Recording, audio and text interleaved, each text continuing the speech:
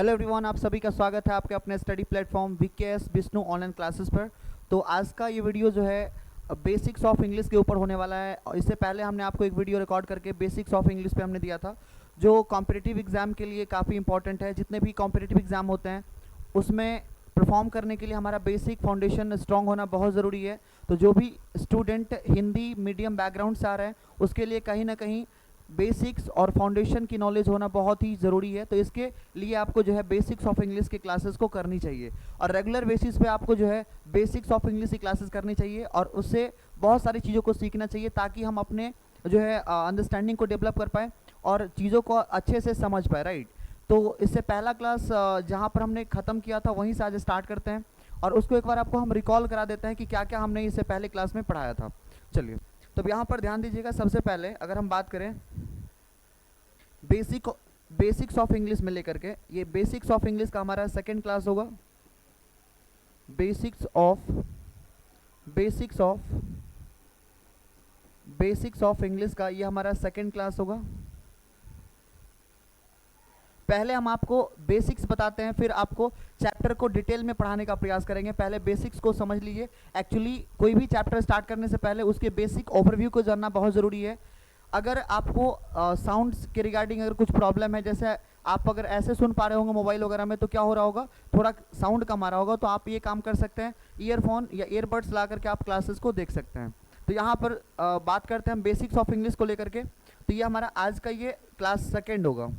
Second class जो है second class होगा ये बेसिक्स ऑफ इंग्लिश का।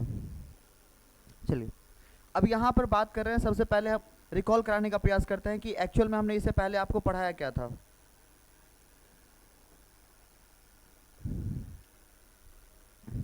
सबसे पहले हमने बात किया था कि जब भी हम इंग्लिश की बात करते हैं सपोज, तो वहाँ पर सबसे पहला जो पोर्शन आता है जब हम समझते हैं तो उसको हम बोलते हैं लेटर। लेटर की बात करें, लेटर से ही किसका निर्माण होता है, तो हम बात करते हैं यहाँ पर वर्ड।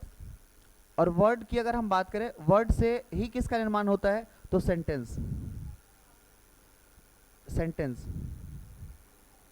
और सेंटेंस के आगे अगर हम बात करें तो उसको बोलते हैं पैराग्राफ।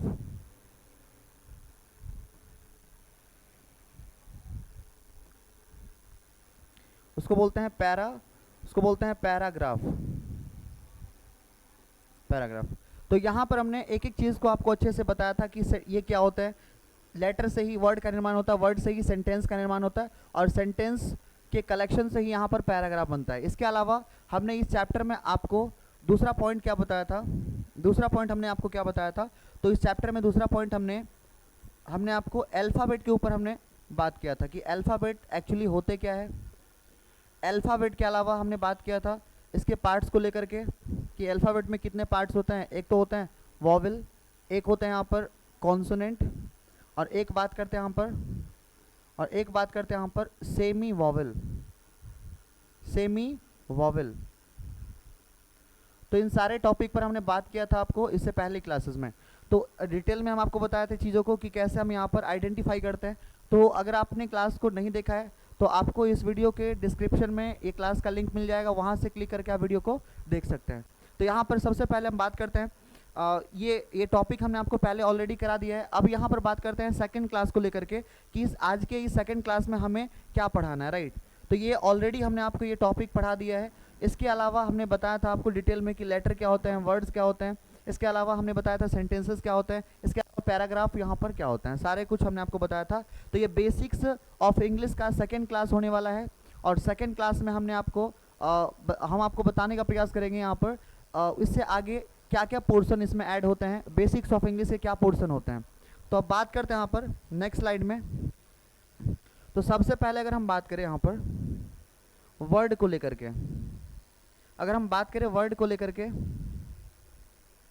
वर्ड की जब भी बात करते हैं यहाँ पर, तो हमारे दिमाग में एक क्वेश्चन आता है कि यहाँ पर सबसे पहले हमें किसके बारे में जाननी चाहिए, तो पार्ट्स ऑफ स्पीच के बारे में, पार्ट्स ऑफ स्पीच के बारे में, राइट।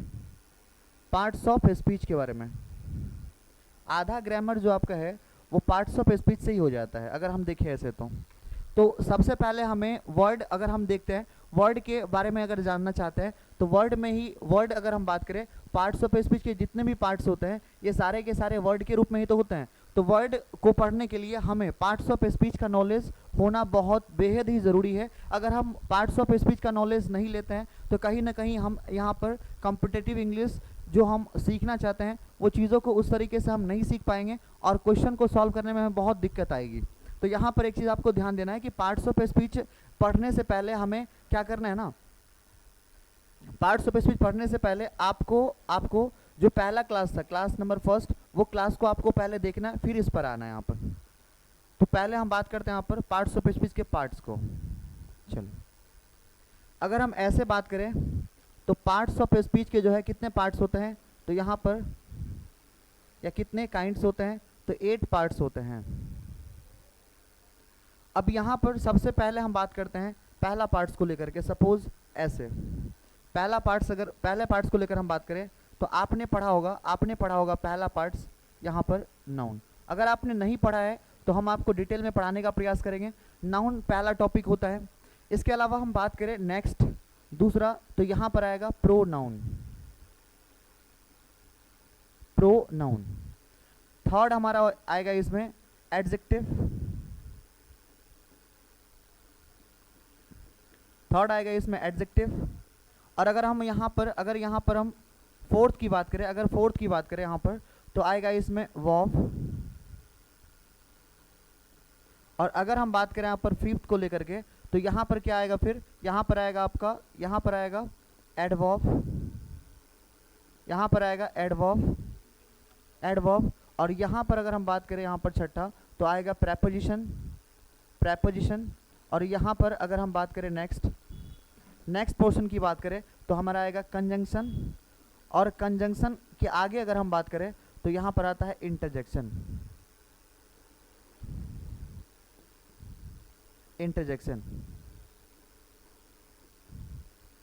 इसमें एक और पार्ट अगर हम ऐड करें तो डिटरमिनेंट्स होता है, बट उसको अलग से हम आपको पढ़ाएंगे। तो इसके 8 पार्ट्स होते हैं, ये बात याद रखिएगा।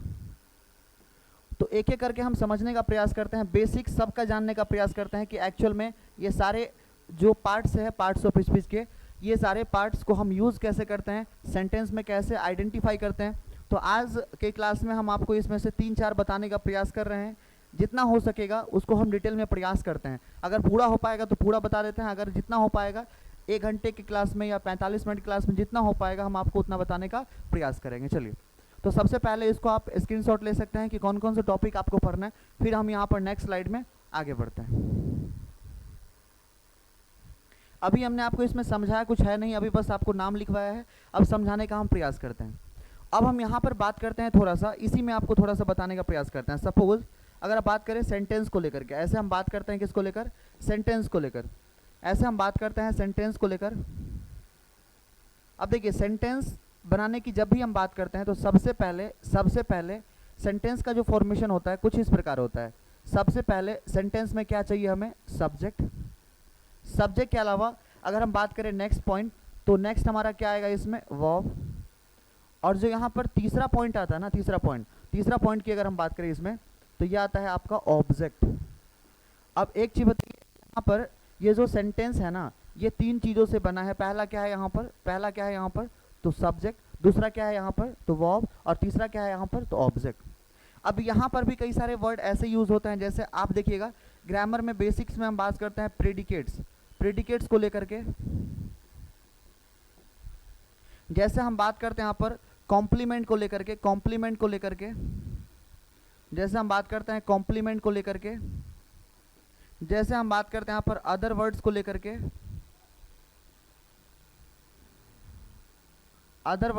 के, तो ये सारे टॉपिक जो है ना, ये सारे टॉपिक बेसिक्स वाले पार्ट में आते हैं। आप बताइएगा ऐसे, जब भी हम सेंटेंस की बात करेंगे तो सेंटेंस का जो फॉर्मेशन होता है वो कुछ इस प्रकार होता है कि सबसे पहले सब्जेक्ट, और फिर क्या आएगा यहाँ पर, फिर आएगा वर्ब, फिर आएगा यहाँ पर क्या, तो यहाँ पर ऑब्जेक्ट। तो ये जानने से पहले, इसको समझने से पहले आपको जो है ना इसके बारे में, पार्ट्स ऑफ स्पीच के बारे में नॉलेज होना काफ़ी ज़रूरी है कि अगर इसका नॉलेज हमें नहीं रहता है तो चीज़ों को हम उतने अच्छे से समझ नहीं पाते हैं। तो सबसे पहला हमारा काम जो होना चाहिए वो काम होना चाहिए इसको समझने पर। किसको समझने पर? तो सबसे पार्ट्स ऑफ स्पीच को पहले हमें समझना है सबसे पहले, और देन हमें इस पर यहाँ पर मूव करना है, तब जा कर के हमें प्रॉपरली समझ आएगा। तो यहाँ पर आप चाहे कहीं से भी देख रहे हैं, अगर आप वो चीज़ों को एंड तक देखिएगा, जो क्लासेस है उसको सेशन को अगर आप एंड तक देखिएगा तभी आपको सीख पाइएगा। क्लास को स्क्रॉल करने से, शॉर्ट वीडियो तो है नहीं, शॉर्ट वीडियो अगर रहेगा तो वहाँ पर आप चीज़ों को शॉर्ट में सीख सकते हैं। यहाँ पर डिटेल जो क्लासेस होते हैं तो उसको जो है पूरा जब तक नहीं देखिएगा तब तक आपको समझ नहीं आएगा। तो आपको सबसे पहला काम क्या करना है कि अगर आप देखना चाहते हैं, कुछ सीखना चाहते हैं, तो आपको क्लास को एंड तक देखना है। आपको यहाँ पर देखिएगा, नेक्स्ट अगर हम बात करें तो आपको यहाँ से एक चीज़ समझ आ गया कि अगर हमें सेंटेंस की बात हम जब भी करते हैं, तो यहाँ पर इसका फॉर्मेशन कुछ इस प्रकार होता है, और इसमें और भी टर्म यूज़ होते हैं, प्रीडिकेट्स, कॉम्प्लीमेंट या अदर वर्ड्स, सारे हम आपको बताने का प्रयास करेंगे जितने भी चीज़ है। चलिए अब समझिए एक बार, यहाँ पर हम बात करते हैं सबसे पहले नाउन को लेकर के। सबसे पहले हम आपको बेसिक्स बताने का प्रयास करते हैं, नाउन का बेसिक्स। नाउन एक कंप्लीट चैप्टर है, नाउन हम आपको कंप्लीट चैप्टर क्वेश्चन के साथ करा कर दे देंगे। सबसे पहले आप बेसिक समझने का प्रयास कीजिए। यहाँ पर हम आपको बेसिक टू एडवांस बताने का प्रयास करेंगे, बेसिक से एडवांस आपको बताने का हम प्रयास करेंगे। चलिए, तो सबसे पहले आप इसका बेसिक समझिए कि बेसिक एक्चुअली हम कैसे आइडेंटिफाई कर पाते हैं। तो सबसे पहला टॉपिक नाउ,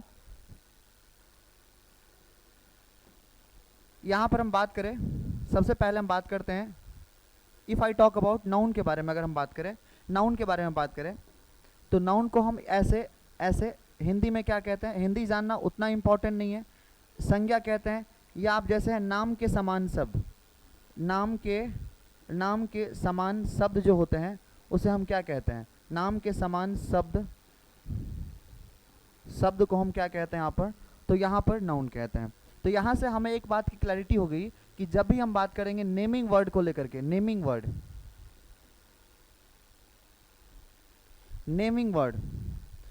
वर्ड्स को लेकर के अगर हम बात करें तो naming words are called noun. तो नेमिंग वर्ड्स को ही क्या कहा जाता है, नाउन कहा जाता है। नाम के समान जो शब्द होते हैं उसको क्या कहा जाता है, तो नाउन कहा जाता है। तो ये क्लास स्पेशली जो भी ग्रामर पढ़ना चाहते हैं, चाहे वो कंपटीशन का हो, लेकिन हम स्पेशली ये कंपटीशन के लिए बना रहे हैं, कॉम्पिटिटिव एग्जाम के लिए बना रहे हैं। तो अगर आप किसी भी कॉम्पिटिटिव एग्जाम की तैयारी कर रहे हैं जिसमें इंग्लिश का वेटेज है तो आप इसके लिए इस क्लास को रेफर कर सकते हैं। तो यहाँ पर हम बात करें नाउन के बारे में, तो नाउन क्या होता है एक्चुअली, नेमिंग वर्ड। और बचपन में हमने क्या पढ़ा होता है, कि the name of person, the name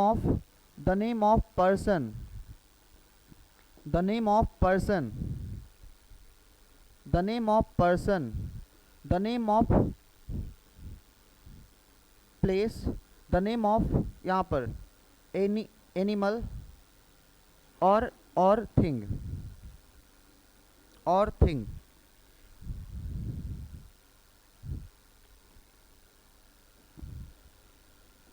चलिए, और थिंग।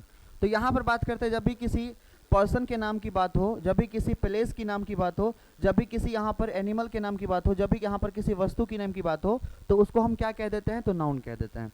एग्जाम्पल के तौर पर अगर हम ऐसे देखें,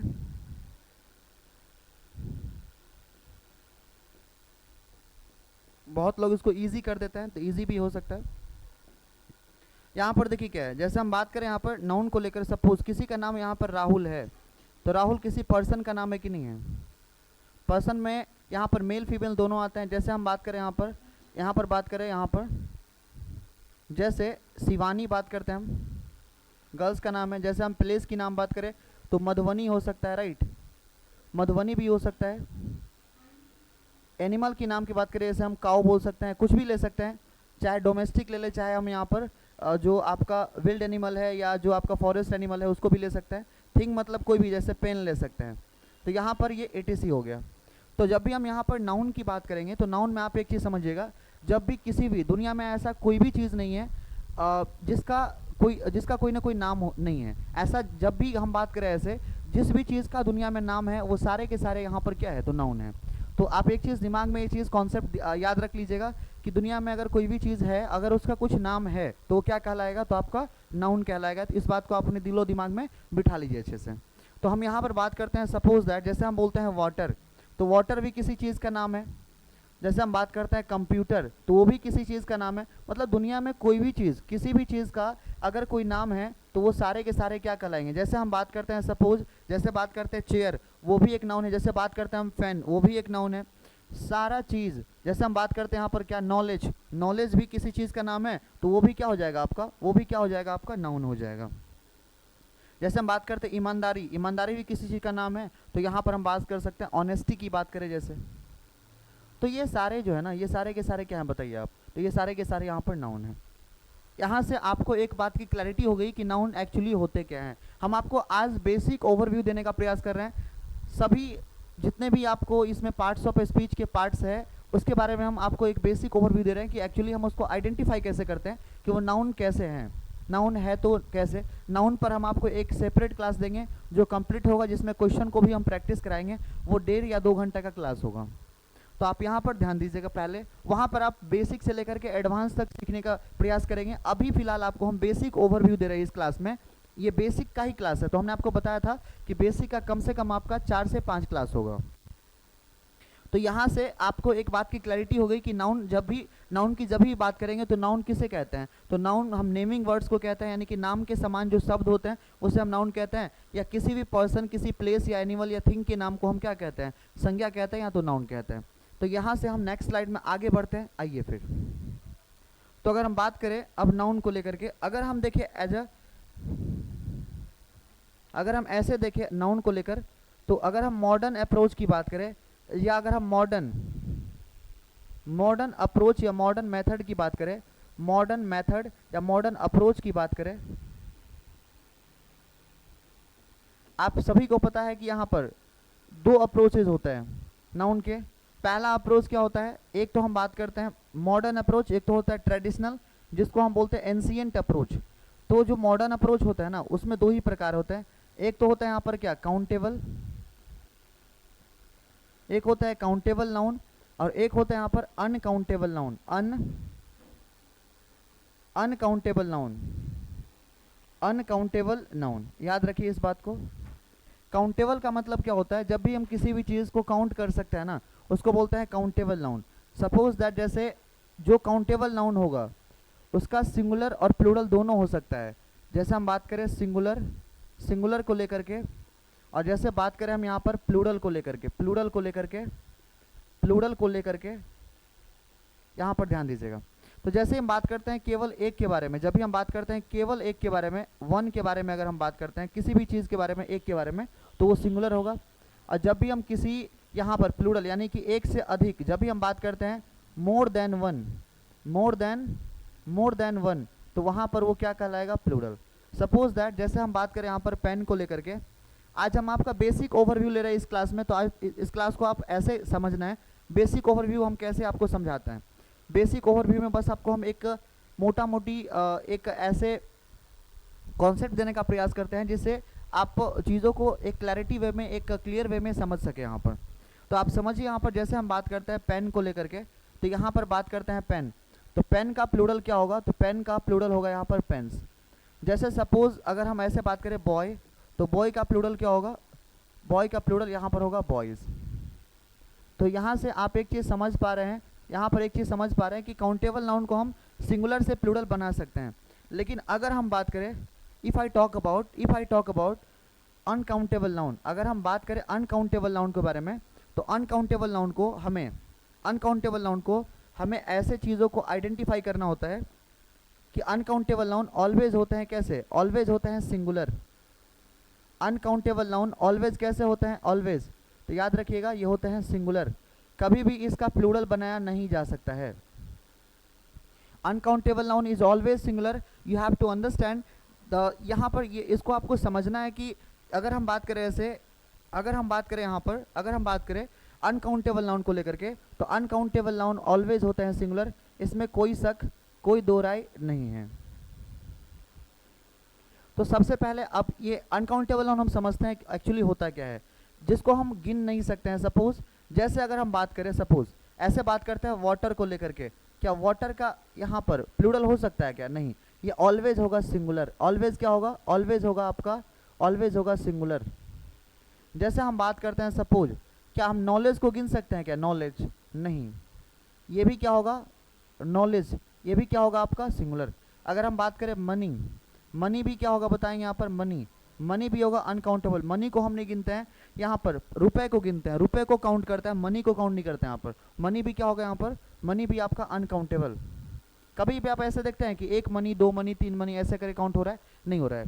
अगर हम ऐसे बात करते हैं फर्नीचर, फर्नीचर में टेबल चेयर जो भी चीज़ें होती है उसको हम काउंट करते हैं, फर्नीचर भी होते हैं अनकाउंटेबल। इसके अलावा और भी हम आपको बताने का प्रयास करते हैं। सपोज जैसे बात करते हैं ऑनेस्टी, क्या ऑनेस्टी को कोई गिन सकता है क्या? नहीं गिन सकता है, तो ये भी क्या होगा यहाँ पर? ये भी क्या होगा आपका? ये भी क्या होगा? ये भी आपका होगा अनकाउंटेबल नाउन।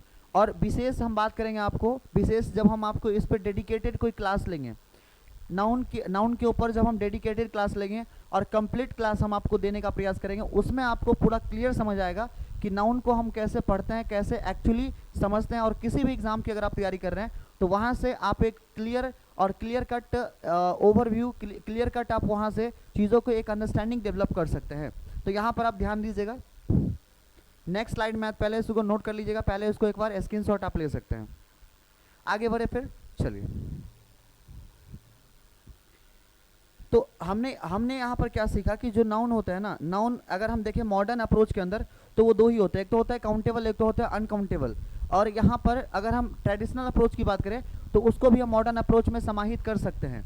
लेकिन हमने आपको क्या बताया कि इसमें हम बेसिक्स इन्फॉर्मेशन की बात कर रहे हैं, डिटेल में हम जाने का प्रयास ही नहीं कर रहे हैं। यहाँ पर समझिए पहले, तो अगर हम नाउन की बात करें तो आपको ये समझ आ गया। अब हम बात करते हैं थोड़ा सा नेक्स्ट टॉपिक को लेकर के। नेक्स्ट टॉपिक हमारा क्या होगा? तो नेक्स्ट टॉपिक की बात करें तो नेक्स्ट टॉपिक हमारा होगा प्रोनाउन।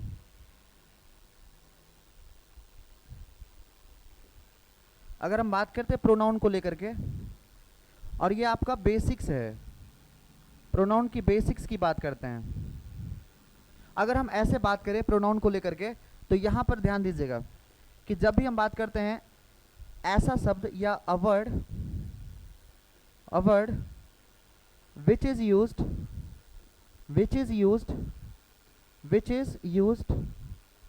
instead of थोड़ा सा ये क्लियर नहीं दिख रहा है इसीलिए इसको हम थोड़ा सा इरेज कर देते हैं। देखिए यहाँ पर इंस्टेड ऑफ नाउन। अगर हम बात करें वह शब्द जिसका प्रयोग किसके बदले किया जाता है, तो नाउन के यानी कि संज्ञा के बदले किया जाता है। अगर हमें संज्ञा का यूज़ नहीं करना है तो वहाँ पर हम किसका यूज़ करते हैं? यहाँ पर सर्वनाम का। और ये भी इसका कहीं ना कहीं एक चीज़ है, यहाँ पर ध्यान दीजिएगा, क्योंकि हम नाउन को दोबारा रिपीट नहीं करते हैं। तो प्रोनाउन क्या काम करता है? प्रोनाउन जो काम करता है वो करता है काम क्या?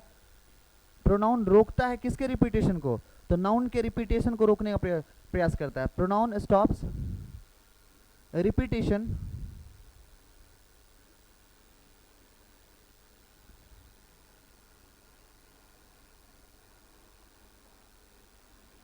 यहाँ पर लिखिएगा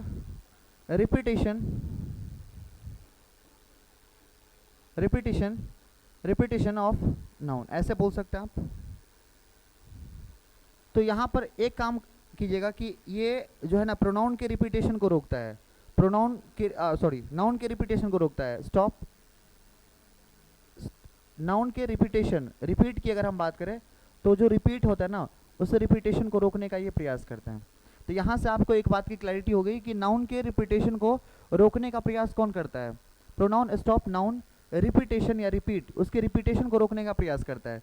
अगर हम सेकंड यहाँ पर बात करें, अगर हम बात करें प्रोनाउन को लेकर, तो प्रोनाउन जिसका कोई अपना कोई नाम नहीं होता, ऐसे बोलते हैं प्रोनाउन which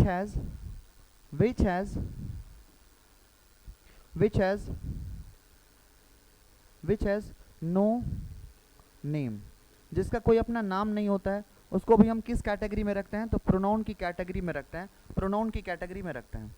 सपोज अगर हम ऐसे बात करते, देखिएगा जैसे हम किसी एग्जाम्पल की बात करें, ऐसे एग्जाम्पल की बात करते हैं, तो जैसे हमने बताया कि अगर हम किसी पर्सन को लेकर बात करें, सपोज अगर हम बात करते हैं यहाँ पर राहुल को लेकर, जैसे हम बात करते हैं Rahul is a good boy, Rahul is a good boy. अब देखिए एक बार हमने राहुल का नाम लिया, अब जब भी इसके बारे में आगे बात करेंगे तो कभी भी राहुल का नाम नहीं लिया जाएगा, उसके जगह पर हम यूज़ करेंगे प्रोनाउन। तो यहाँ पर आप ध्यान दीजिएगा, तो प्रोनाउन हम क्या यूज़ करेंगे, तो यहाँ पर यूज़ करेंगे ही इज़ एन ऐसे he is intelligent, he is intelligent, he is intelligent, he is intelligent. तो अगर हम देखिएगा कभी भी अगर किसी पर्सन के बारे में बात कर रहे हैं तो वहाँ पर आप एक चीज़ ध्यान दीजिएगा, अगर किसी पर्सन का नाम हमने एक बार ले लिया, दोबारा उसके नाम को हम रिपीट नहीं करते हैं, जस्ट बिकॉज क्योंकि एक व्यक्ति का नाम जो है ना, अगर हम बार बार रिपीट कर रहे हैं इसका मतलब ये है कि हम उसका जो है एक तरह से डिसरिस्पेक्ट कर रहे हैं, और सेंटेंस हम यहाँ पर हमें भद्दा लगता है सुनने में। इसलिए जब एक बार किसी व्यक्ति का नाम हम लेते हैं या किसी भी चीज़ का नाम एक बार ले लेते हैं तो वहाँ पर उस चीज़ का नाम दोबारा रिपीट करने की आवश्यकता नहीं होती है, वहाँ पर हम यूज़ करते हैं प्रोनाउन। यहाँ तक आपको क्लैरिटी हो गया। अगर यहाँ पर किसी लड़की का नाम होता सपोज़, तो यहाँ पर हम यूज़ करते सी, यहाँ पर किसी वस्तु का नाम होता तो हम यूज़ करते यहाँ पर इट, IT यूज़ करते इट। यहाँ से आपको इस बात की क्लैरिटी हो गई। यहाँ पर मान लीजिए हम बोलते हैं राधा के बारे में, तो उसके बारे में फिर बात करते तो हम क्या यूज़ करते वहाँ पर, तो वो यूज़ करते वहाँ पर सी। अगर हम मोबाइल के बारे में बात करते उसके बारे में फिर आगे बात करते तो वहाँ पर बोलते इट। तो यहाँ से आपको इस बात की क्लैरिटी होगी कि नाउन के बदले हम किसका इस्तेमाल करते हैं, तो प्रोनाउन। यहाँ पर तो नाउन ही होना चाहिए, बट हमने यहाँ पर क्या बताया आपको, यहाँ पर हमने आपको क्या बताया कि नाउन के रिपीटेशन को हम यहाँ पर क्या करते हैं, नाउन के रिपीटेशन को यहाँ पर रोकने का प्रयास करते हैं। तो यहाँ से आपको जो ही है ना वो किसके लिए आया है, तो राहुल के लिए आया है। अगर हम नेक्स्ट बात करें, सपोज जैसे प्रोनाउन को लेकर के, प्रोनाउन जिसका कोई अपना नाम नहीं होता, एग्जाम्पल अगर बात करें, क्या ही किसी का नाम है, क्या ही किसी का नाम है, नहीं। सी किसी का नाम है, नहीं। आई किसी का नाम है, यहाँ पर आई नहीं। वी किसी का नाम है, नहीं। यहाँ पर कोई भी अगर हम बात करें ऐसे, यहाँ पर यू किसी का नाम है, दे किसी का नाम है, समवन किसी का नाम है। ये सारे क्या होता है ना, ये सारे क्या होता है बताइए, ये सारे होते हैं आपके प्रोनाउन। तो नाउन के रिपीटेशन को रोकने का ये प्रयास करते हैं। तो यहाँ से एक बात की क्लैरिटी क्या हो गई बताएंगे यहाँ पर, यहाँ से एक बात की हमें क्लैरिटी हो गई कि जो हम प्रोनाउन, तो प्रोनाउन का क्या काम होता है, एक तो नाउन के रिपीटेशन को रोकता है, और दूसरा क्या करता है यहाँ पर, दूसरा जिसका कोई अपना नाम नहीं हो उसको हम क्या बोलते हैं यहाँ पर, जो किसी नाम के बदले यूज़ किया जाता है उसको हम बोलते हैं यहाँ पर क्या, तो प्रोनाउन। तो यहाँ से एक बात की हमें क्लैरिटी हो गई। प्रोनाउन भी 10 टाइप होते हैं उनके, तो वहाँ पर 10 टाइप को आपको एक एक करके पढ़ाएंगे हम, और एक एक एग्जाम्पल के साथ चीज़ों को पढ़ाने का प्रयास करेंगे, तब आपको जो है उस बात की क्लैरिटी होगी। और वहाँ पर कुछ क्वेश्चन बताने का प्रयास करेंगे जो आपके प्रीवियस ईयर एग्जाम में आया हुआ है, राइट। चलिए यहाँ से आप इसको एक बार ये कर लीजिएगा स्क्रीनशॉट, और फिर हम आगे बढ़ते हैं। चलिए आई होप यहाँ से आपको ये चीज़ क्लियर हो रहा होगा जो चीज़ हम आपको बताने का प्रयास कर रहे हैं। चलिए अब यहाँ पर देखिएगा, जब भी हम नाउन प्रोनाउन के बारे में हमने जाना, तो अब यहाँ से एक चीज़ हमें समझना है क्या। तो अब हम बात करते हैं, सबसे पहले हमने आपको बताया था सेंटेंस के बारे में। क्या बताया था पहले, सेंटेंस के बारे में।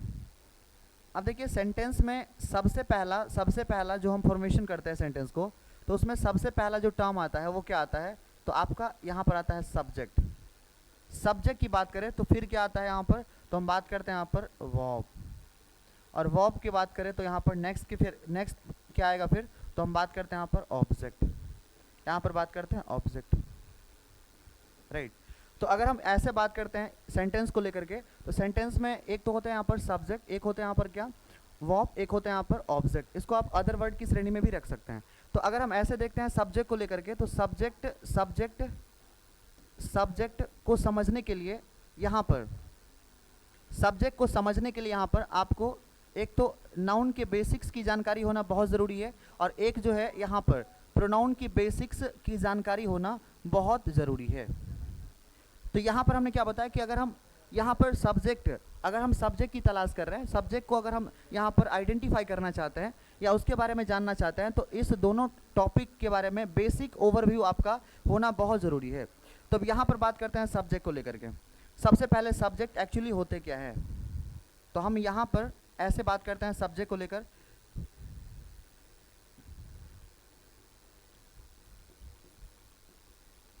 वाक्य में जिसके बारे में हम बात करते हैं, जिसके बारे में हम बात करते हैं।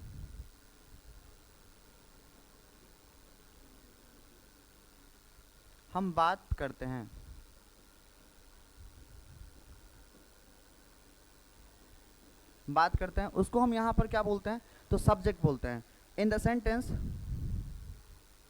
When we talk about any person anything, उसको हम क्या बोलते हैं यहाँ पर सब्जेक्ट बोलते हैं। तो अगर हम ऐसे बात करते हैं, सपोज अगर हम सेंटेंस ऐसे यहाँ पर बनाने का प्रयास करते हैं, देखिएगा सेंटेंस को ऐसे देखें तो हम बोलते हैं यहाँ पर राहुल इज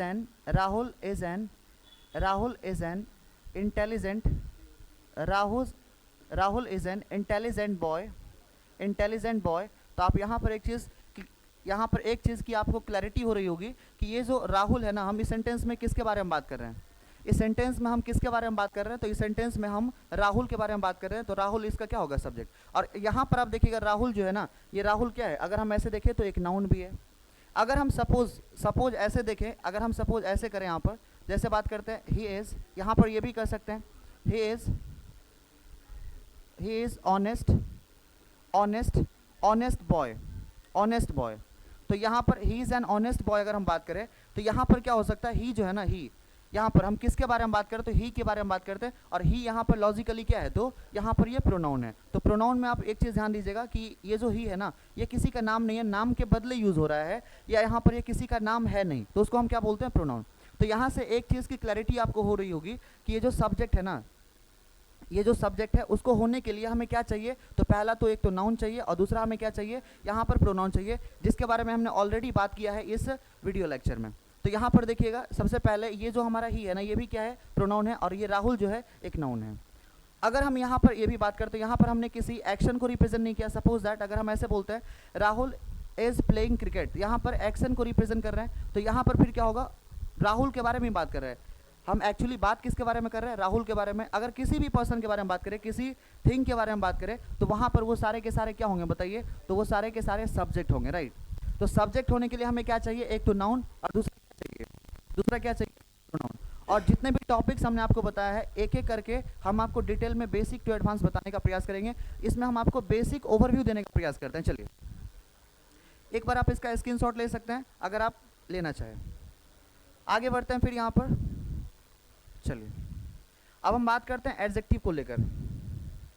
बेसिक ओवरव्यू आपको हम देने का प्रयास कर रहे हैं, ध्यान दीजिएगा।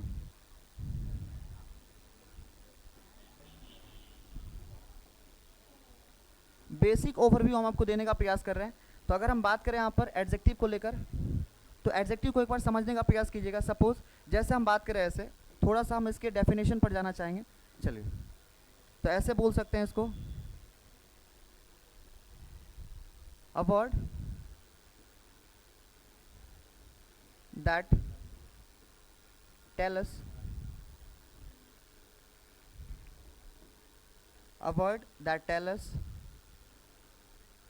merit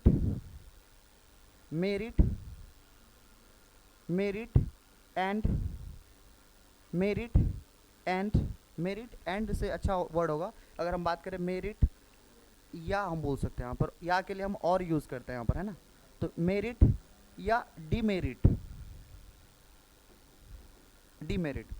तो अगर हम बात करें यहाँ पर क्या, कि वह शब्द जो हमें बताता है किसी भी नाउन के मेरिट्स को या तो उनके डिमेरिट्स को, उसे हम क्या कहते हैं बताएंगे यहाँ पर। वह शब्द जो हमें बताता है किसी भी नाउन के मेरिट्स को या डिमेरिट्स को। मेरिट का मतलब होता है ऐसे, उसके अंदर की गुण, उसके अंदर की अच्छाई, और डिमेरिट्स का मतलब ऐसे होता है यहाँ पर उसके अंदर के अवगुण, उसके अंदर के दोष। तो अगर हम ऐसे बात करते हैं, मेरिट्स का एक मेरिट लिस्ट भी होता है। तो ऐसे अगर हम किसी भी चीज़ के एग्जाम की क्वालिफाई करते हैं तो वहाँ पर मेरिट लिस्ट निकलता है जब आप क्वालिफाई करते हैं। तो मेरिट की बात करें, इसके अलावा एक अदर डेफिनेशन ये भी कह सकते हैं कि जो किसी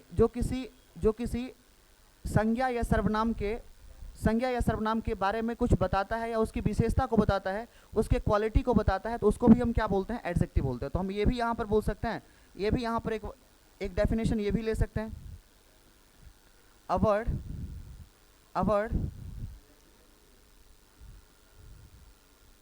that qualify that qualify that qualify qualify any any noun any noun और प्रोनाउन। मतलब वह शब्द जो किसी नाउन या प्रोनाउन को क्वालिफाई करता है या उसके विशेषता को बताने का प्रयास करता है, उसको हम क्या बोलते हैं बताएंगे यहाँ पर, तो एडजेक्टिव। इसके अलावा इसमें हम एग्जाम्पल की बात करें, सपोज जैसे अगर हम इसके एग्जाम्पल की बात करें यहाँ पर, जैसे हम बोलते हैं, सपोज ऐसे बोलते हैं जैसे ऑनेस्ट, ऑनेस्ट। जैसे हम बोलते हैं यहाँ पर सपोज जैसे हम बोलते हैं यहाँ पर काइंड। जैसे हम यहाँ पर बोलते हैं क्या, तो हम बोल सकते हैं यहाँ पर एक वर्ड गुड। जैसे हम बोल सकते हैं यहाँ पर टॉल। अब देखिए यहाँ पर एडजेक्टिव का अगर हम बात करें, ऐसे एडजेक्टिव के और भी पार्ट्स होते हैं। जैसे हम यहाँ पर डीप में थोड़ा सा पढ़ने का प्रयास करें तो एडजेक्टिव को ऐसे देखें तो यहाँ पर एडजेक्टिव से ही कुछ वर्ड्स यहाँ पर कुछ यहाँ पर टॉपिक्स निकलते हैं जिसको हम बोलते हैं आर्टिकल। एक तो आर्टिकल इसी का पार्ट है। दूसरा अगर हम बात करें डिटरमिनर, अगर हम बात करें यहाँ पर डिटरमिनर, ये भी इसी का पार्ट है। अगर हम बात करें यहाँ पर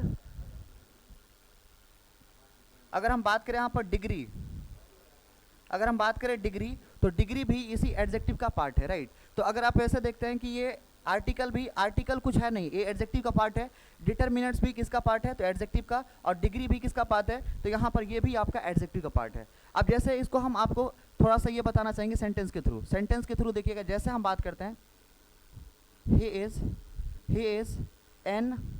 इज एन ऑनेस्ट बॉय।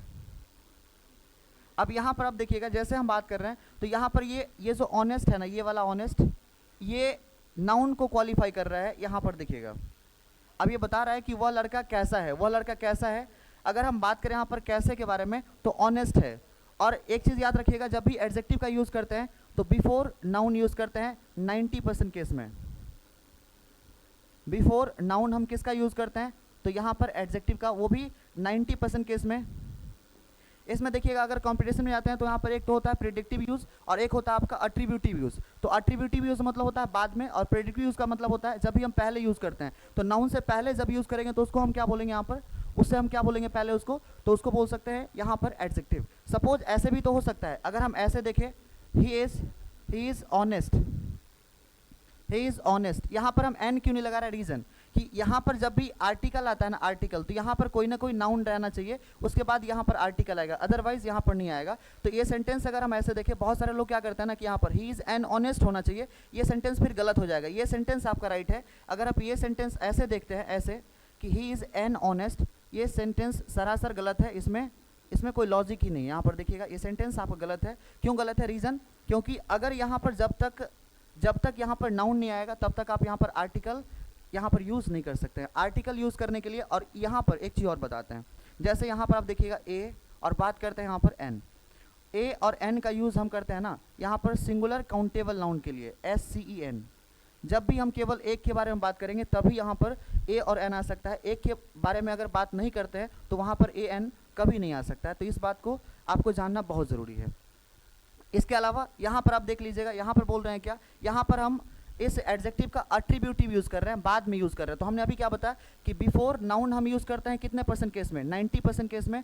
और कभी कभी ऐसे होता है कि हम यहाँ पर नाउन से पहले यूज़ नहीं करते हैं। जैसे यहाँ पर आप देखिएगा, यहाँ पर ये सेंटेंस, दूसरा वाला sentence, he is an honest, तो यहाँ पर कहीं पर कोई नाउन है क्या, नहीं है, लेकिन हमने यहाँ पर अट्रीब्यूटिव यूज़ किया है, हमने यहाँ पर इसके विशेषता को बताया है। और यहाँ पर हमने लिखा भी है कि a word that qualify any noun और प्रोनाउन। यहाँ पर हम प्रोनाउन को क्वालिफाई कर रहे हैं और यहाँ पर हम नाउन को क्वालिफाई कर रहे हैं। तो यहाँ से इस बात की आपको क्लैरिटी हो गई कि एक तो हम नाउन को भी क्वालिफाई कर सकते हैं, एक तो हम यहाँ पर उसके प्रोनाउन को भी क्वालिफाई कर सकते हैं। दूसरा, यहाँ से आप देखिएगा, जब ये बात करते हैं मेरिट्स को लेकर के, तो मेरिट्स यहाँ पर क्या होता है, जब भी उसके अंदर की गुण होता है। सपोज दैट ऐसे हम बोलते हैं कोई आदमी ईमानदार है तो कोई आदमी बेईमान भी हो सकता है।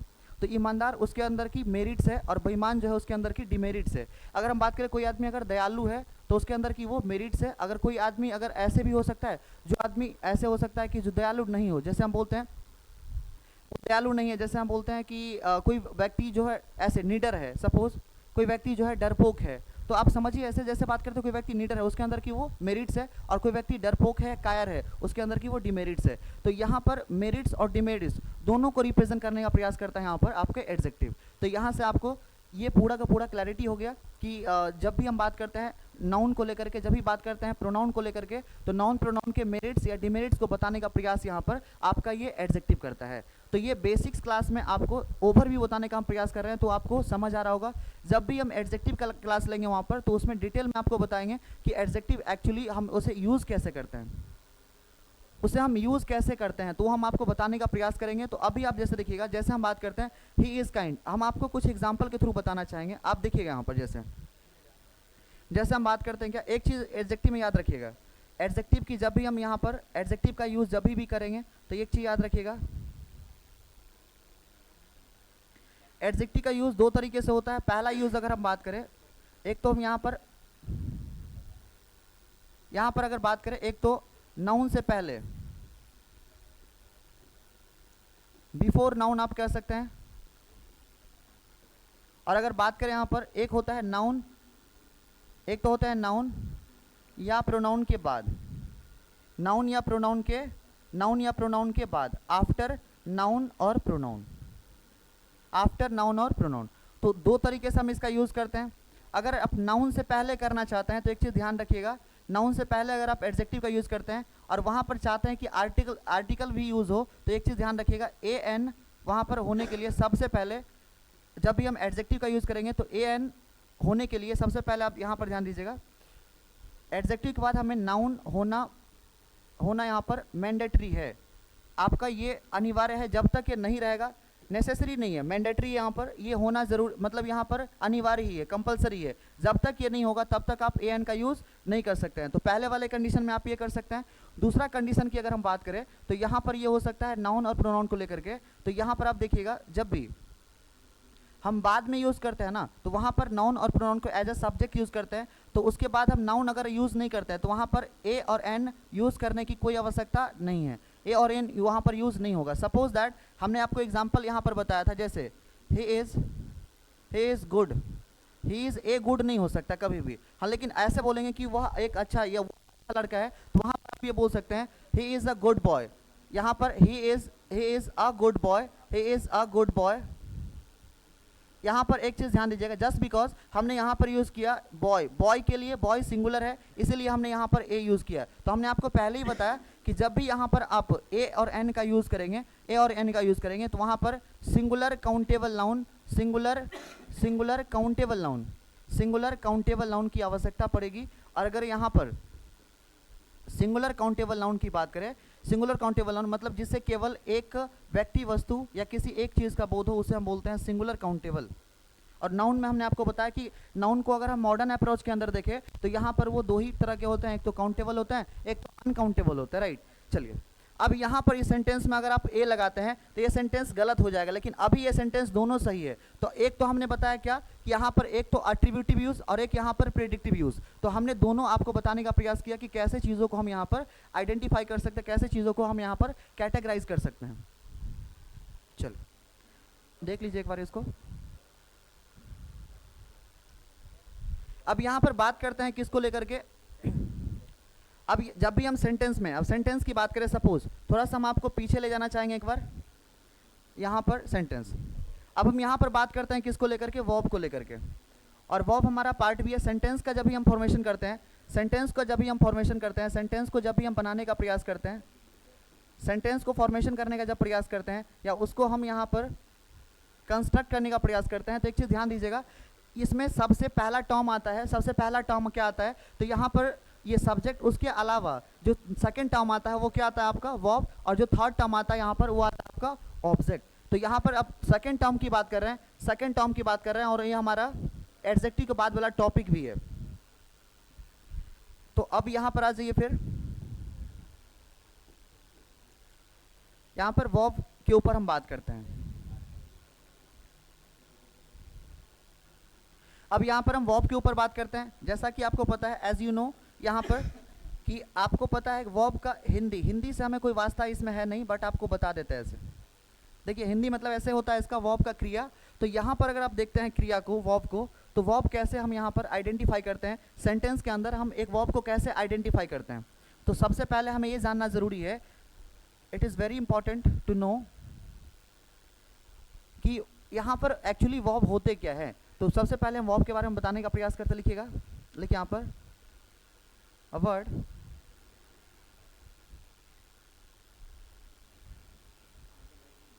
a word that shows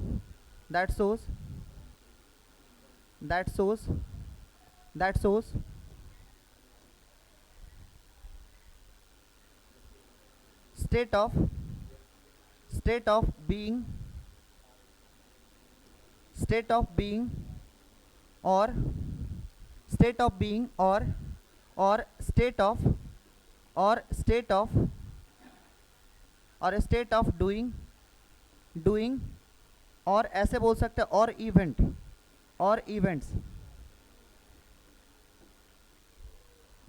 तो यहाँ पर अगर हम बात करें वर्ब को लेकर के, वर्ब क्या बताता है, बताएंगे यहाँ पर वह शब्द जो हमें बताता है या वह शब्द जो दर्शाता है, क्या दर्शाता है यहाँ पर, तो स्टेट ऑफ बीइंग को, किसी भी अवस्था होने को या किसी वस्तु की अवस्था को या किसी काम के होने की अवस्था को अगर रिप्रेजेंट कर रहा है उसको स्टेट ऑफ बीइंग। स्टेट मतलब यहाँ पर अवस्था है।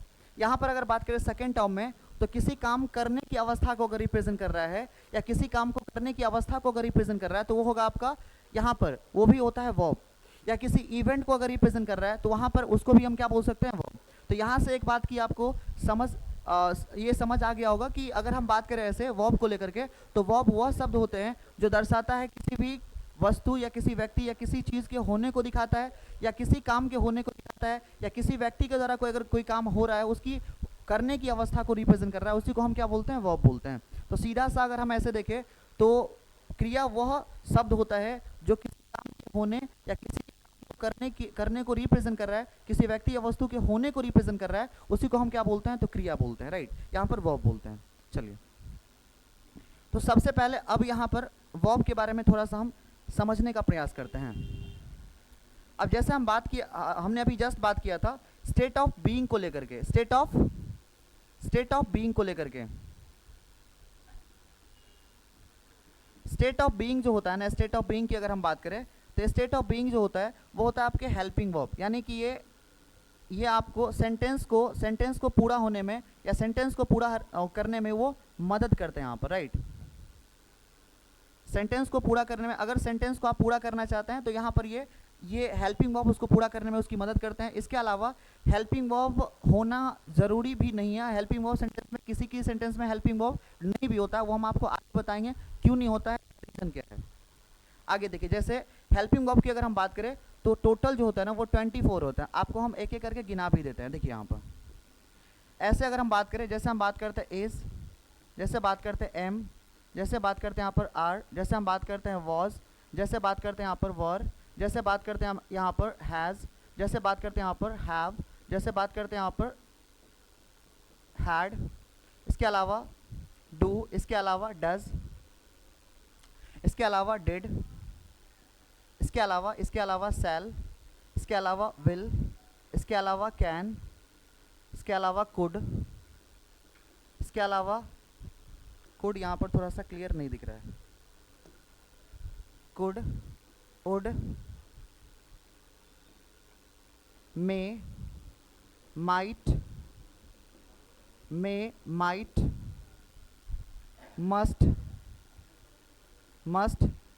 मस्ट के बाद ought to, और उसके बाद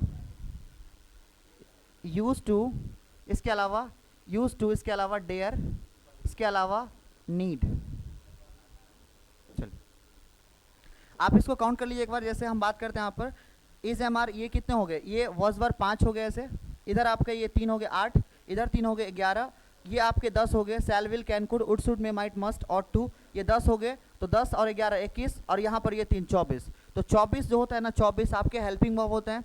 और ये काम करता है क्या, किसी भी चीज़ के या तो होने को दिखा रहा है या तो किसी काम को होने को रिप्रेजेंट कर रहा है, तो उस सेंस में हम यहाँ पर इसका यूज़ कर रहे हैं, उसके होने की अवस्था को रिप्रेजेंट कर रहा है, स्टेट ऑफ बीइंग को यहाँ पर रिप्रेजेंट कर रहा है। चलिए कोई देख लीजिए एक बार। अब यहाँ पर जैसे देखिएगा हेल्पिंग वर्ब की भी 3 कैटेगरी होते हैं ऐसे, तो इसमें अलग अलग कैटेगरी होता है। अगर टोटल की बात करें तब आपको ये जवाब देना है कि 24 होता है। इसके 3 कैटेगरी होते हैं। हेल्पिंग वर्ब को हम यहाँ पर हेल्पिंग वर्ब को ऐसे ऑक्सिलरी वर्ब के नाम से भी जानते हैं, ऑक्सिलरी वर्ब इसके नाम से भी हम यहाँ पर इसको जानते हैं। ग्रामर में जनरली इसी नाम से दिया रहता है आपका, ऑक्सिलरी वर्ब के नाम से यहाँ पर। तो नेक्स्ट अगर हम बात करें यहाँ पर नेक्स्ट पॉइंट पर, तो हम बात करते हैं state of doing. State of doing को लेकर हम बात करते हैं। स्टेट ऑफ डूइंग, देखिए स्टेट ऑफ डूइंग की बात करें, स्टेट ऑफ डूइंग को हम ऐसे बोलते हैं मेन वर्ब। किसी भी काम को करने को अगर हम रिप्रेजेंट करते हैं, अगर किसी व्यक्ति के द्वारा कोई काम हो रहा है तो यहाँ पर करने को अगर किसी काम को रिप्रेजेंट किया जा रहा है उसको हम क्या बोलते हैं, तो मेन वर्ब। तो मेन वर्ब का भी यहाँ पर 3 नाम होता है। ऐसे बात करते हैं इसको प्रिंसिपल वर्ब, प्रिंसिपल वर्ब, या तो हम बात करते हैं यहाँ पर, या तो बात करते हैं उसको लेक्सिकल वर्ब। ये 3 इसके नाम होते हैं यहाँ पर। इसके अलावा अगर हम बात करें मेन वर्ब को लेकर, तो मेन वर्ब आइडेंटिफाई हमें कैसे करना है, what is the way to identify main verb. Main verb को यहाँ पर वे करने का मतलब वो आइडेंटिफाई करने का तरीका क्या है, वे क्या है, यहाँ पर ये बताने का हम आपको प्रयास करते हैं। चलिए, तो ऐसे मेन वर्ब पहचानना बहुत ही ईजी है, इजी टू अंडरस्टैंड है यहाँ पर। तो ऐसे अगर हम देखें मेन वर्ब को लेकर के, सपोज अगर हम ऐसे करते हैं ना, हिंदी में अगर आपको हम बताते हैं, जैसे अगर हिंदी शब्द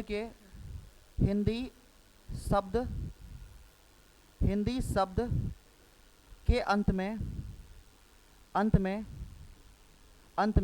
क्या लगा हो, ऐसे ना लगा हो, ना, ऐसे एक तो एक बहुत इजी तरीका है। परंतु इससे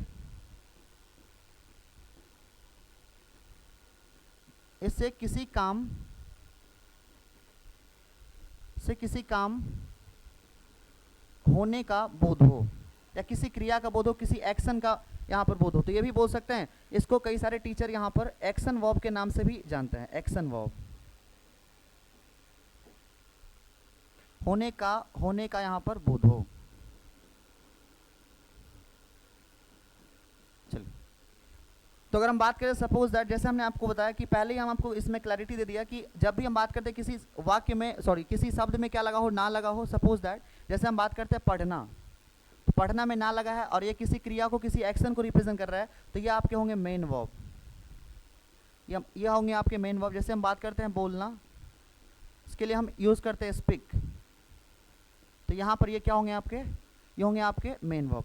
लेकिन वहीं पर बात करें, जैसे मान के चलिए यहाँ पर है पटना, इसमें भी ना लगा है, ये आपका वर्ब नहीं होगा, ये आपके नाउन होते हैं, क्योंकि ये किसी जगह का नाम है। और जब भी यहाँ पर किसी भी नाम को रिप्रेजेंट कर रहा है, किसी भी चीज़ के, प्लेस के, या किसी व्यक्ति के, या किसी भी जानवर के, तो वहाँ पर उसको नाउन के कैटेगरी में रखते हैं। तो ये वर्ब कभी भी हो नहीं सकते हैं, ये हम इसको वर्ब की कैटेगरी में नहीं रखते हैं। जैसे हम बात करते हैं अभी एक, इससे पहले कुछ दिन पहले या कुछ साल पहले डिजीज़ एक यहाँ पर आया था, कोरोना, इसमें भी तो ना लगा है, ये भी आपका नहीं होगा। जैसे किसी लड़की का नाम ले लीजिए करीना, तो ये भी आपका नहीं होगा।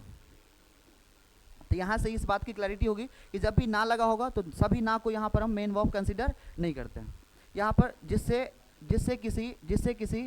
जिससे किसी काम का होने का या करने का बोध हो, उसी को हम यहाँ पर मेन वर्ब की कैटेगरी में रखते हैं, जिसके एक्शन वर्ब, जिससे एक्शन को रिप्रेजेंट करें। तो अगर हम यहाँ पर बात करें कि मेन वर्ब एक्चुअली क्या होता है, तो हम ये बोल सकते हैं above that so, या above that so state of doing और रिप्रेजेंट एक्शन, तो उसको हम बोलते हैं यहाँ पर मेन वर्ब। चलिए, अब यहाँ पर एक बार देख लीजिएगा। अब जैसे हम बात करते हैं मेन वर्ब को लेकर के, तो थोड़ा आपको इसमें हम और बताना चाह रहे हैं, थोड़ा सा इसको और इलेबोरेट करना चाह रहे हैं, थोड़ा सा इलेबोरेट। मेन वर्ब की बात करें तो मेन वर्ब के कितने फॉर्म्स होते हैं, मेन वर्ब के कितने फॉर्म्स होते हैं, 5 फॉर्म्स होते हैं। पहले फॉर्म्स की बात करें तो ये यहाँ पर होते हैं V1, दूसरे फॉर्म की बात करें होते हैं V2, तीसरे फॉर्म की बात करें V3, और चौथे फॉर्म की बात करें V4, और फिफ्थ फॉर्म की बात करें यानी कि 5 में, तो ये होते हैं आपके V5। यहाँ पर अगर हम बात करें सपोज, यहाँ पर अगर हम बात करें, यहाँ पर अगर हम बात करें V1 को लेकर के, तो जैसे हम बात करते हैं यहाँ पर V1, बेटिन कहाँ जा रहे हैं, तो यहाँ पर हम बात करते हैं क्या V1 को लेकर के। आप यहाँ पर ध्यान दीजिएगा, जैसे हम बात करते हैं यहाँ पर क्या V2 को लेकर के, जैसे हम बात करते हैं V3 को लेकर के, और जैसे हम बात करते हैं V4 को लेकर के, और जैसे हम बात करते हैं V5 को लेकर के, एक एक करके आपको बताने का हम प्रयास करते हैं। देखिए सबसे पहला यहाँ पर V1 है, जिसको हम base form of the verb बोलते हैं। बेस फॉर्म यानी कि इसी से सब का निर्माण हुआ है, और जो कहीं ना कहीं फाउंडेशन में काम करता है वही होता है उसका बेस। तो यहाँ पर बात करते हैं सपोज, जैसे आप देखिएगा प्ले एक मेन वर्ब है। प्ले मतलब खेलना होता है, हमने बताया कि ना लगा हो तो आप उसको क्या कंसिडर कर सकते हैं, तो कर सकते हैं उसको आप main verb, as a main verb consider कर सकते हैं। यहाँ पर V2 में आप देखिएगा तो प्ले का क्या बन जाएगा, प्लेड। और ये क्यों होता है ये भी हम आपको बताने का प्रयास करते हैं। यहाँ पर देखिएगा ये V3 में भी हम प्लेड यूज़ करते हैं। इसके अलावा यहाँ पर इसमें हम प्लेइंग यूज़ करते हैं, और इसमें हम यहाँ पर प्लेज यूज़ करते हैं। देखिए इसमें से हम तीन को ईजिली आइडेंटिफाई कर सकते हैं। जब भी बात करें यहाँ पर V4 को लेकर के, तो V4 के लिए आपको V1 प्लस ING उसमें ऐड करना है, V1 प्लस ING ऐड करना है। अगर हम V1 में हम ING ऐड करते हैं तो हमारा V4 निकल के आता है। इसके अलावा अगर हम V5 की बात करें तो V5 में आपको क्या समझना है, जब भी हम बात करेंगे V1 प्लस S या ES,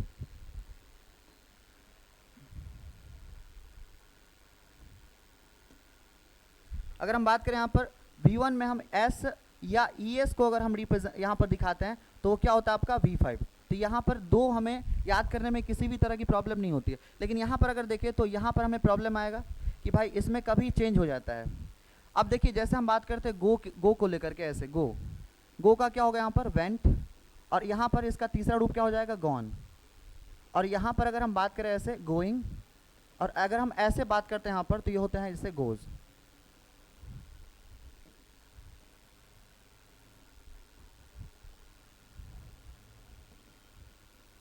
अब देखिए जैसे हम यहाँ पर हमने आपको बताया कि जब भी गो को हम यहाँ पर कैटेगराइज करते हैं, गो वेंट गॉन, अब यहाँ से हमें दो चीज़ निकल कर आता है। यहाँ से एक तो आता है रेगुलर वर्ब, और रेगुलर वर्ब जो होता है ना, ध्यान दीजिएगा इस बात पर, रेगुलर वर्ब की जो संख्या होती है ग्रामर में वो लगभग 90% ये कवर करता है। कितना परसेंट कवर करता है, लगभग 90%, मोर देन 90% ये कवर करता है। तो इसमें आप देखिएगा जब भी हम V2 की बात करेंगे या V3 की बात करेंगे, V2 या V3 की बात करेंगे, तो यहाँ पर इसमें ED लगा होगा, या तो ED लगा होगा। अगर हम बात करते हैं इरेगुलर,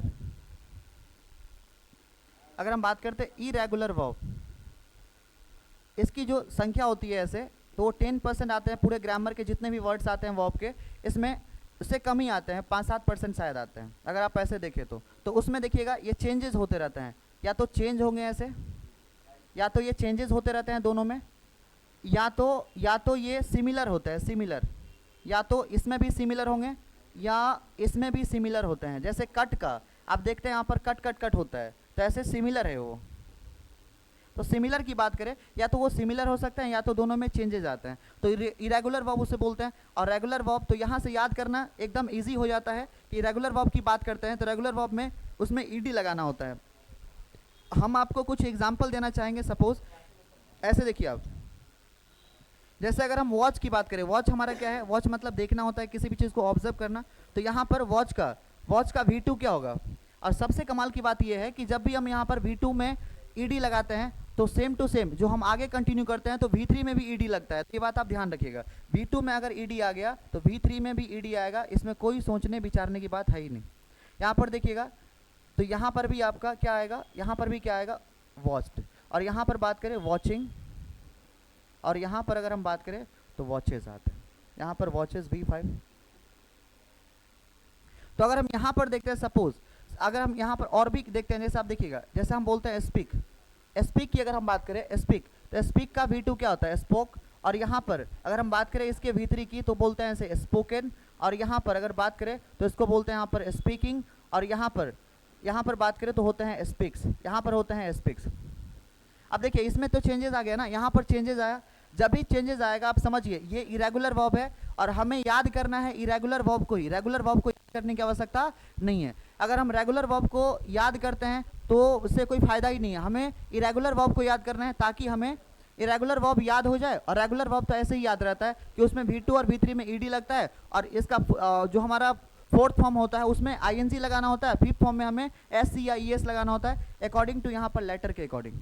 आगे देखिए अब, तो यहाँ से आपको वर्ब के बारे में एक बेसिक ओवरव्यू हो गया कि वर्ब को हम यहाँ पर कैसे आइडेंटिफाई करते हैं। एक और चीज़ बताते हैं इससे रिलेटेड, जब भी हम सेंटेंस में वर्ब का इस्तेमाल करते हैं तो एक तो या तो एज अ हेल्पिंग वर्ब होता है, एज अ मेन वर्ब होता है। अब देखिए जब सेंटेंस में जब हम बात करते हैं ऐसे, जब सेंटेंस में जब वाक्य में क्या हो बताएंगे यहाँ पर, जैसे मेन वर्ब हो तो हेल्पिंग वर्ब हो भी सकता है और हेल्पिंग वर्ब नहीं भी हो सकता है। हेल्पिंग वर्ब हो भी सकता है, हेल्पिंग वर्ब हो भी सकता है,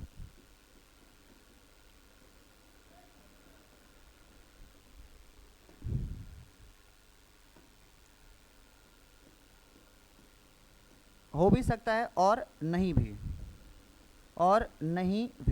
जैसे हम एग्जाम्पल बात करते हैं, सपोज यहाँ पर देखिए, जैसे हम बात करते हैं यहाँ पर I am watching a movie. अब देखिए इसमें मेन वर्ब भी है, जैसे वॉचिंग की बात करें तो ये आपका मेन वर्ब है, और यहाँ पर एम जो है वो क्या है, हेल्पिंग वर्ब। और जैसे हम यहाँ पर देखते हैं एक और सेंटेंस लेते हैं, देखिए जैसे हम बात करते हैं आई प्ले क्रिकेट, तो यहाँ पर हेल्पिंग वर्ब है नहीं, यहाँ पर क्या है, बस मेन वर्ब है। तो यहाँ से इस बात की क्लैरिटी हो गई कि वाक्य में यहाँ पर जब वाक्य में मेन वर्ब हो तो हेल्पिंग वर्ब हो भी सकता है और हेल्पिंग वर्ब नहीं भी हो सकता है। तो यहाँ से इस बात की आपको क्लैरिटी हो गई।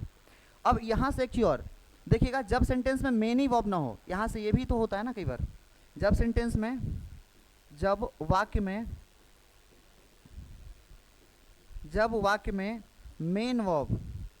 मेन वर्ब नहीं हो, जब वाक्य में मेन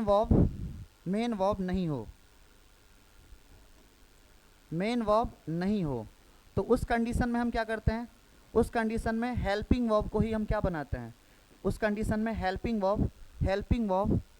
वर्ब को ही मेन वर्ब कंसिडर किया जाता है, यानी कि माना जाता है, मेन वर्ब माना जाता है। जैसे अगर हम एग्जांपल देखें ऐसे, सपोज ऐसे हम यहाँ पर लिखते हैं आई हैव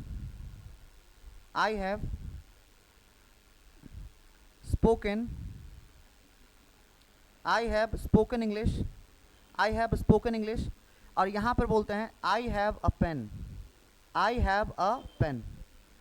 पेन। दोनों में क्या डिफरेंसेस है, तो यहाँ पर हमने स्पोकन यूज़ किया V3, तो यहाँ पर ये मेन वर्ब है, तो मेन वर्ब है तो एक क्या होगा, ये हैव, यहाँ पर ये हेल्पिंग वर्ब। लेकिन यहाँ पर कोई आपको क्या दिख रहा है, कोई मेन वर्ब दिख रहा है क्या, यहाँ पर कोई मेन वर्ब नहीं दिख रहा है, तो यहाँ पर इसको आप हेल्पिंग वर्ब कंसिडर करते हैं। लेकिन इसी सेंटेंस में यही हेल्पिंग वर्ब मेन वर्ब हो जाएगा, इसी सेंटेंस में ये हेल्पिंग वर्ब ही क्या बन जाएगा आपका, तो मेन वर्ब हो जाएगा। तो ये आपका सेंटेंस ऐसे फॉर्मेशन होता है। तो जब भी सेंटेंस में मेन वर्ब नहीं हो तो हेल्पिंग वर्ब ही क्या बन जाएगा, मेन वर्ब। यहाँ पर हैव हेल्पिंग वर्ब है लेकिन यहाँ पर मेन वर्ब, जस्ट बिकॉज यहाँ पर हमने हेल्पिंग वर्ब को तो यूज़ किया है लेकिन मेन वर्ब को यूज़ इस सेंटेंस में नहीं किया है, जिसकी वजह से ये आपका क्या हो गया, हेल्पिंग वर्ब ही मेन वर्ब बन गया। और बहुत सारे टीचर इसको पॉजेसिव वर्ब भी बोलते हैं यहाँ पर। चलिए अब देखिए यहाँ पर जैसे इसको थोड़ा सा हम स्टोरी के अकॉर्डिंगली समझाना चाहते हैं। देखिएगा जैसे हम बात करते हैं वर्ब को लेकर, तो मेन वर्ब और हेल्पिंग वर्ब का क्या स्टोरी है। अब देखिए अगर किसी के परिवार में सपोज अगर हम इन अ फैमिली बात करते हैं, सपोज ऐसे फैमिली में अगर हम बात करते हैं ऐसे वर्ब को लेकर, वर्ब का थोड़ा सा स्टोरी आपको समझाता है, फैमिली स्टोरी। जैसे मान लीजिए किसी के परिवार में ऐसे भी तो हो सकता है कि उसके फादर हो, सपोज किसी के परिवार में ये भी तो हो सकता है उसके फादर हो और उसके सन भी हो, सपोज।